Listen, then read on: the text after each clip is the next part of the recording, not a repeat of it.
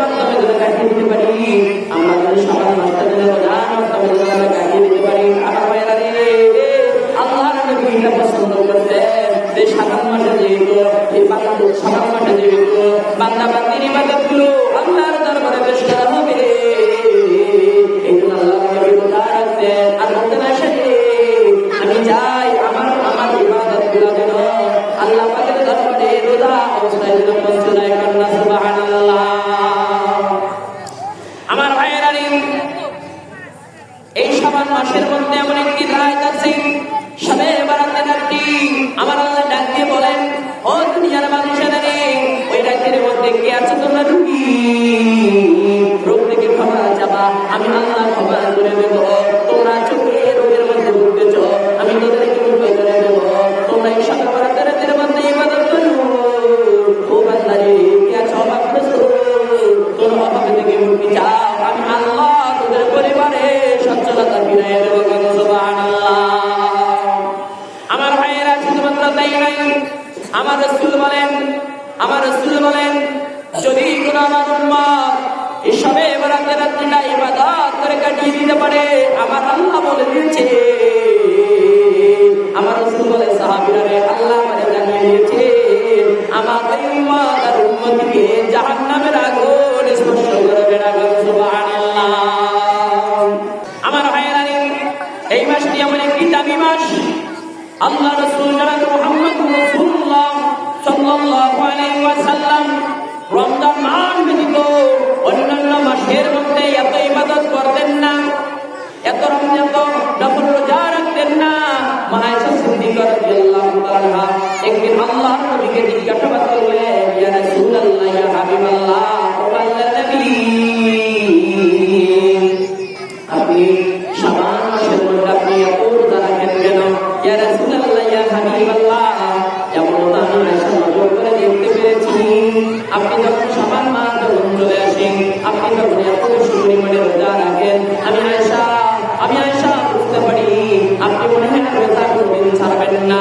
ইয়া রাসূলুল্লাহ, ইয়া হাবিবাল্লাহ, আর আমি এমন সময় আমি দেখতে পারি যে আপনি রোজা ছেড়ে দেন আর মনে হয় রোজা আপনি রাখবেন না। বলেন না সুবহানাল্লাহ। আল্লাহ রাসূল বলে, আয়েশা রে, আমি এত পরিমাণে এই মাসের মধ্যে রোজা রাখি কেন? আমি এত বেশি রোজা রাখি এই কারণে, আমি চাই আল্লাহ পাক যেন এই পবিত্র অবস্থায়, এই রোজা অবস্থায়, এই শাবান মাসের মধ্যে যেন আমি রাসূলের আমার উম্মত যেন আল্লাহ দরবারে হাজির হয়ে যাই। আয়েশা, আমি আমার মাঝে মাঝে রোজাকে ছেড়ে দিই এই কারণে, আমি যদি এত পরিমাণে যদি আমি রোজা রাখতাম, না জানি আমার আল্লাহ যদি বুঝে এই শাবান মাসের রোজাগুলোকে যদি আল্লাহ যদি ফরজ করে দেয়, যেহেতু আমার উম্মতগুলো এত দুর্বল হবে, আমার উম্মতগুলো এত দুর্বল হবে, রমজানের রোজা রাখতে পারবে না। আর আমি যদি এত পরিমাণে যদি বেশি রোজা যদি রাখি, আল্লাহ পাক যদি আমার উপরে খুশি হয়ে রমজানের মতো যদি শাবানের রোজাগুলোকে আল্লাহ ফরজ করে দেয়, এই জন্য আমি রাসূল যখন রোজা রাখি তখন রাখি, আবার আমি বিরতি দেওয়ার জন্য রোজাকে আমি রাসূল ছেড়ে দেই। বলেন না সুবহানাল্লাহ। আমার ভাইয়েরা রে, সেই দিনগুলো আজকে বিলীন হয়ে যাচ্ছে।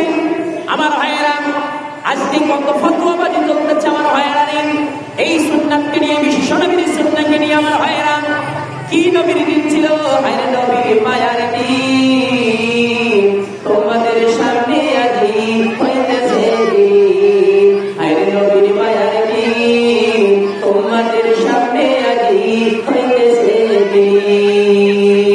আমার ভাইয়েরা রে, বিশ্ব কত মায়ার দিন ছিল, বিশ্ব নবীর কত গৌরবী দিন ছিল। আমার ভাইয়েরা রে, আজকে আমরা উম্মতাই এই দিনটা তোমরা বিলীন করে দিচ্ছে। আমার ভাইয়েরা রে, আমার ভাইয়েরা, হযরতে ঈসা আলাইহিস সালাম, আমার ভাইয়েরা, আল্লাহর ভাইয়েরা রে, হযরতে ঈসা আলাইহিস সালাম আমার আল্লাহকে ডাক দিলেন, আমি ঈসার মতো দিকের বুজুর্গ ব্যক্তি এই জামানার মধ্যে আছে নাকি? আমার ভাইয়েরা, আল্লাহ হযরতে ঈসা আলাইহিস সালাম আমার আল্লাহকে ডাক দিলেন, দিয়ে বললেন, আল্লাহ এই জামানার মধ্যে আমি ঈসা নামক কোনো আমলি ব্যক্তি আছে কিনা, বুজুর্গ ব্যক্তি আছে কিনা? আমার আল্লাহ বলে ঈসা রে একটু সামনের দিকে আগায় যাও। আমার ভাইয়েরা, হযরত ঈসা আলাইহিস সালাম একটু সামনের দিকে আগায় গেলেন। আগায় যাওয়ার পরে বিশাল একটা পাথর পেলেন, সাদা ভক্ত ব্যক্তি পাথর পেলেন। আমার ভাইয়েরা, গভীর কান্না লাগা বন্ধুরে হযরত ঈসা আলাইহিস সালাম একটু সামনে আগায় গেলেন। আগায় যাওয়ার পরে দেখি বিশাল একটা পাথর।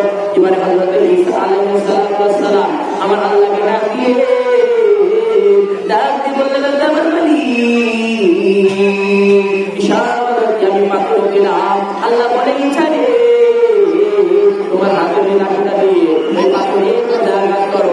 এবার পাথরে আঘাত করা হলো। ও ভাইয়া রে, আঘাত করার সঙ্গে সঙ্গে পাথরটা দুই টুকরা পরিণত হলো। সুবহানাল্লাহ।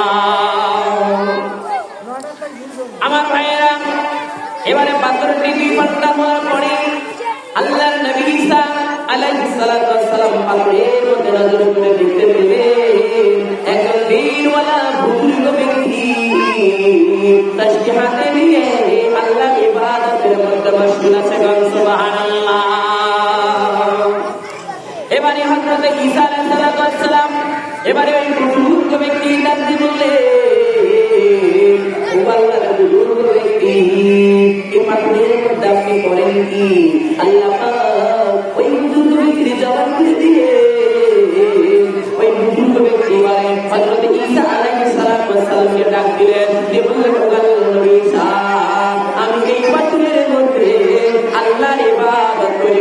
সুবহানাল্লাহ। এবারে হযরত ঈসা আলাইহিস সালাম বললেন, ও বুজুর্গ ব্যক্তি, আপনি ইবাদত করেন আল্লাহ, তবে আপনার সামনে ফলগুলো কেন? এবারে ওই বুজুর্গ ব্যক্তি ডাক দিলেন, ও আল্লাহর নবী ঈসা, এই ফলগুলো হলো আল্লাহর জান্নাতের খাবার। সুবহানাল্লাহ।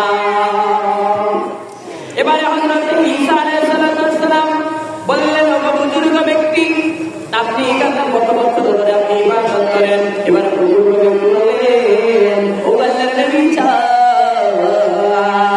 আমি একদিন নয়, দুই দিন নয়, আমি দীর্ঘ 60 বছর ধরে এই পাথরের মধ্যে আমি আল্লাহর ইবাদত করি।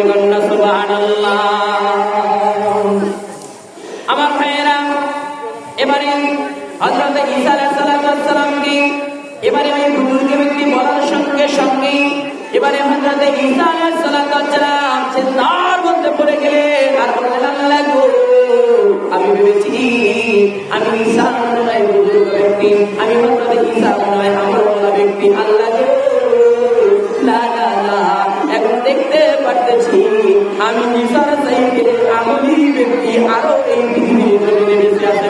সুবহানাল্লাহ।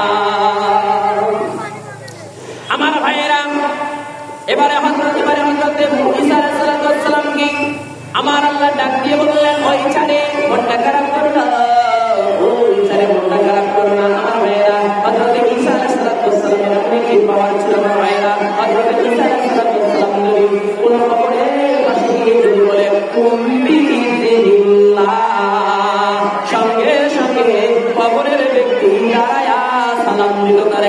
সুবহানাল্লাহ।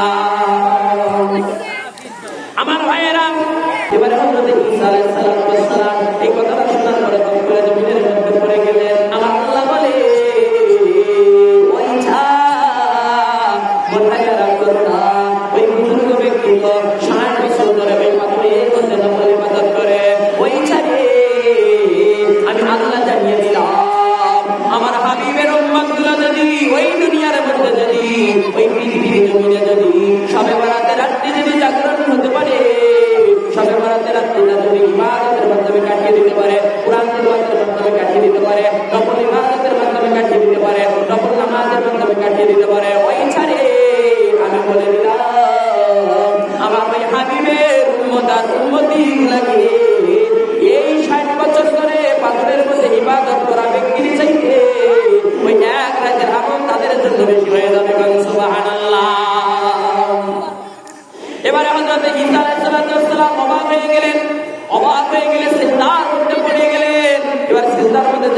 বলবেন আল্লাহ গো, আপনি আমার নবী বানাইছেন কেন?